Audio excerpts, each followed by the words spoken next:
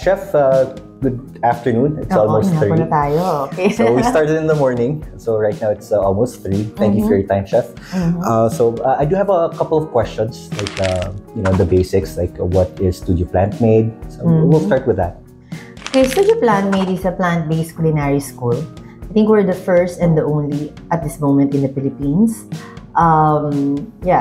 It's called Studio Plantmaed because way back 2016, before I turned to be a plant-based chef, I was in the production industry. So I want to keep a brand or something that will remind me that I came from 2 decades of working in the entertainment industry. So I chose the studio. So parang I changed lang my life into nasa studio pa rin, pero iba na yung artista ko ngayon. Okay? So Plantmaed, of course, because of plant. Yung Maid is my initial Mae Dolonius. Na it just happened na I found out that kung Plantmaed pala, it means something also about the plant and lifestyle and food as well. Na healthy pa rin, connecting to healthy pa rin. I think that's also something I noticed initially. It's Plantmaed, mead. I wasn't really sure how to pronounce it, but I was thinking that it's a clever way of being unique and incorporating something personal. So, Chef, if you can tell me something about the history of Plantmaed, how it was established, how it started out. Like my career, it was an accidental. Okay, it wasn't planned, it just happened. And like what I tell people, when there's something sign na dumarating, kailangan you really have to listen. Parang sa body mo, you listen to your body. Ito, listen, bakit ito nangyayari? Ganito, ganyan. Yung mga tao sabi, bakit kaya hindi nangyayari itong pinagdadasal ko? Ibig sabihin, hindi dapat siyang mangyari, di ba?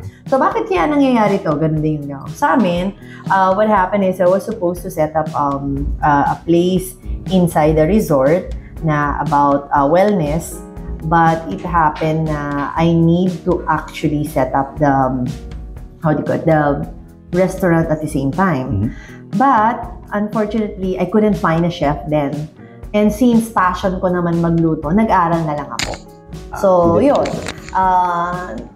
Only to find out also na that time I was dealing with some health challenges.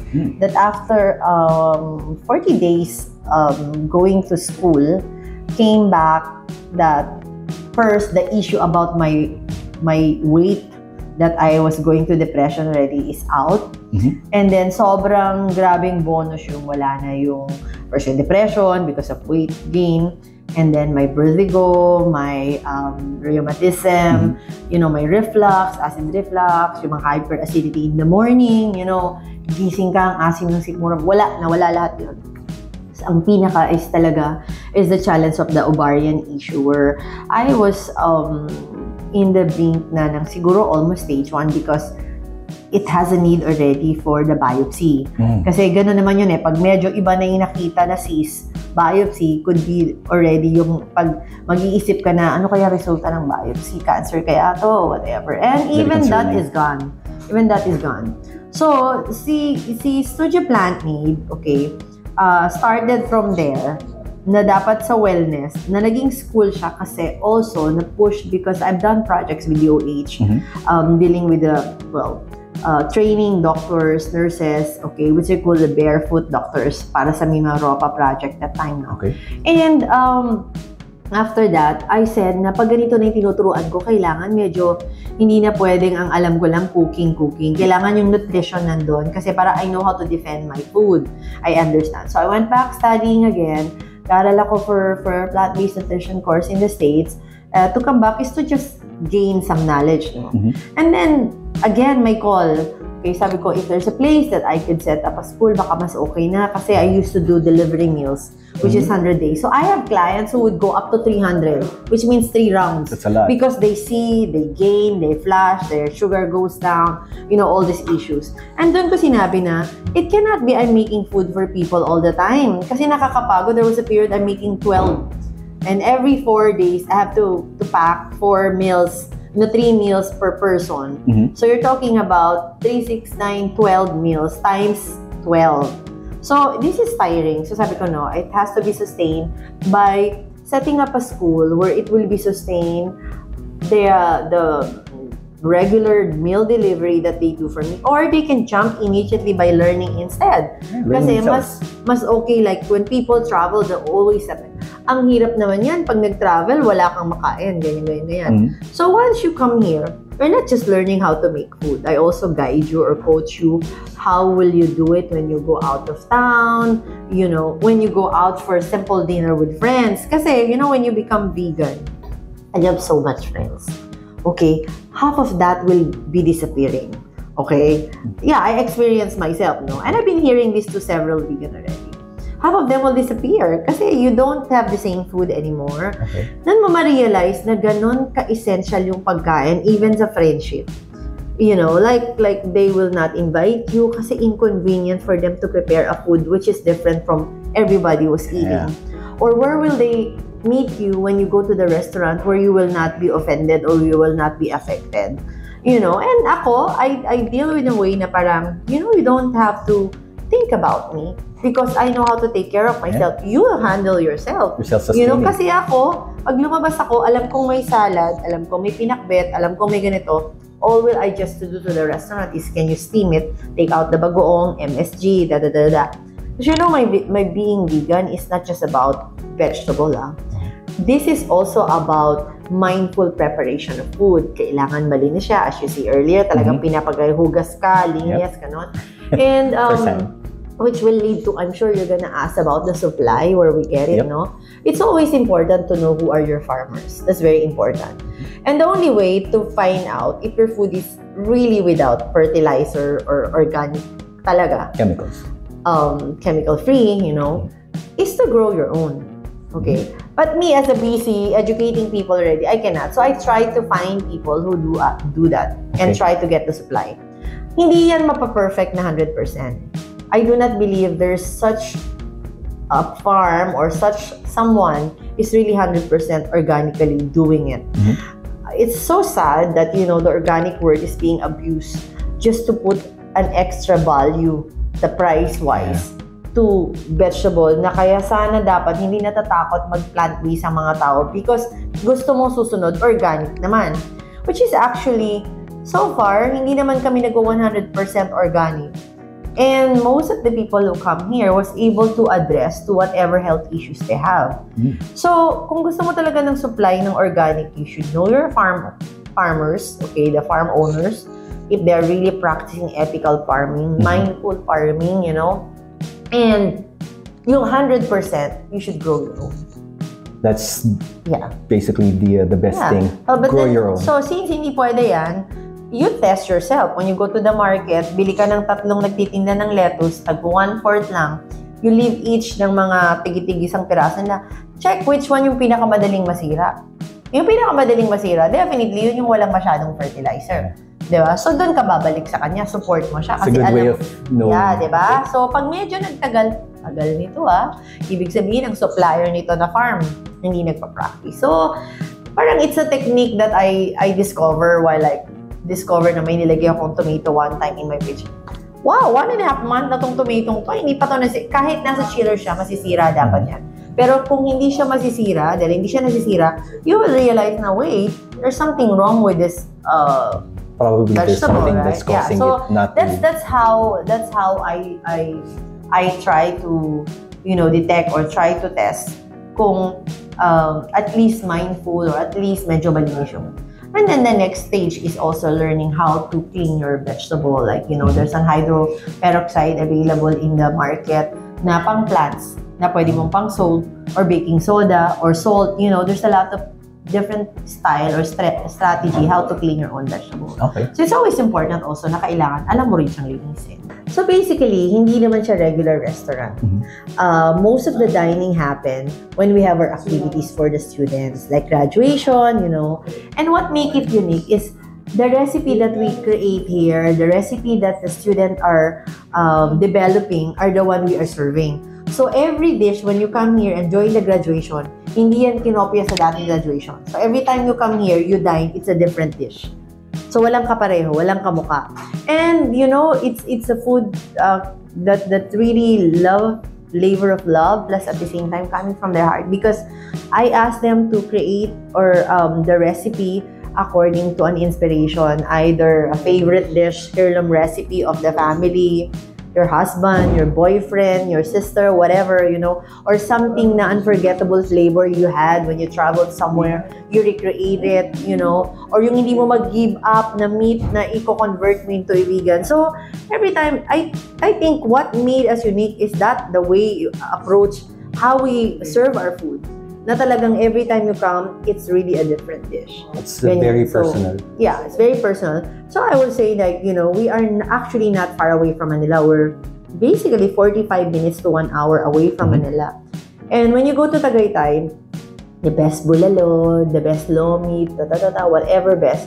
And when people tell us na they want to dine here, and we explain it to them that we don't serve kare-kare and all these things, because we will say support na lang Tagaytay because we don't serve that. Because when you come here, we want you to have a dining experience. We want to make sure that when you come here, it's not like you, when you come home, you will tell a story about the best bulalong taba na kinain mo, ganon.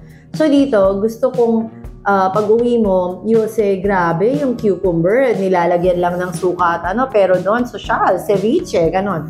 So, yung people who are growing, like the farm owners or farmers I met yesterday, na parang, when they're growing ng cucumber at ang daming harvest, natatapon, they would know na hindi ganong recipe lang yung pwedeng gawin. There's so many, like, you can make it as a noodles, you can make it as a canapé, ang dami. And the only way to actually recreate those is to go to our technology.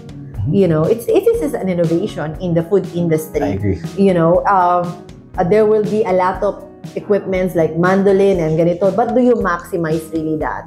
Okay, you do the cutting for the fruits, ang ganda ng carving and everything, but it's the same carving to the other. What will change that is when you pour a sauce on it, you know, and the flavors that you mix na ginagawa namin, na magic sarap is hindi magic sarap na available sa tindahan. It's a magic sarap na may nutrition. Yung totoong nutrition. Yun. So that's how we do that. That make our restaurant, our dining experience unique, and at the same time, the innovation in the food industry that we are sharing to many people is really different. And it will cater, going to the direction, yeah, nalala ko na you asked me about what's the future ahead us. Plans, we want to partner more to hospitals. Okay, we want to reach out with hospitals serving soft diet. Na pag nagpunta ka doon, yung soft diet is actually ang scaldo, na hindi naman yung soft diet. Okay? So we want to introduce the liquid diet to people who are healing with mga surgery, mga wounds, mga bagong panganak, mga ganyan. Because this is the way how you basically expedite yung mga paghilom ng mga sakit, mga ganyan. And of course, energy. Okay, living food, that's living foods, that's raw, 100% raw. So imagine a living foods going straight to your bloodstream, you know, going straight to your gut, cleaning your gut, yeah. So kaya dito, you know, every time we have a class, every day the student will always say, oh, this is my favorite. Tomorrow naman, ano mo, chef, ito na yung favorite ko. Ay, ito na yung favorite ko. Always something new. Yeah, always like that. But for me, simple lang. Because I travel a lot also. My favorite is my probiotics in the bottle. These are fermented veggie. One, because this yung mga tira-tirang gulay mo na hindi mo alam ang gagawin, you ferment it na lang. Okay. Okay, so when I travel, I bring those bottles. Kasi pag wala akong makakain, alam ko nang it's a good probiotics, which is good for gut cleaning. So in case may makain akong magkamali ako, alam kong na-protect ko na yung sarili ko. May dala akong bottles of probiotics that I'm taking that will be protecting my guts and keeping my gut clean. Kahit na, for example, aksidente, sige na, tikman mo na, ikaw naman, di ka na kumakain ng ganyan yan. So I'm prepared all the time that I bring it. Also because I don't want to try the other sauce outside my own home studio. Like the ranch and all these things. Okay. Alam ko kung ano ingredients on it. We make our own, made of nuts, you know, made of natural fruits. And I want to keep or eat my own sauce. Since hindi mo siya madadala because of the shelf life, then I opted to bringing my own probiotics, which is very good for guts. You have to protect your guts so that if you ingest, let's say, something that is not ideal, then you're prepared. Yes. You're protected. Correct. Yun. So no guts, no glory. We'll try to finish on a question. what are some of the future innovations or things that we can expect in the future? A lot of things. We'll be creating jobs, okay? Upgrading the caregivers na hindi lang sila taga-paligo, taga-ganyan, taga-bigay ng gamot. There will be a good chef also to give food as medicine to their patient. Okay, we have an ongoing mga negotiation with different hospitals now that we would like to come in to take care of the commissary.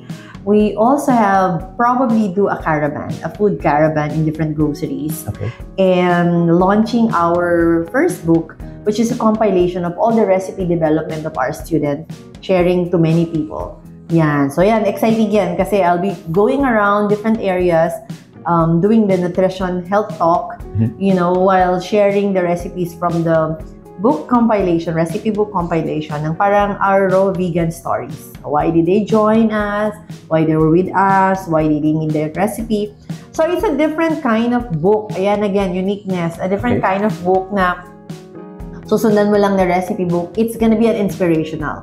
So hindi mo siya recipe book na gagawin kasi parang masarap. No. Okay.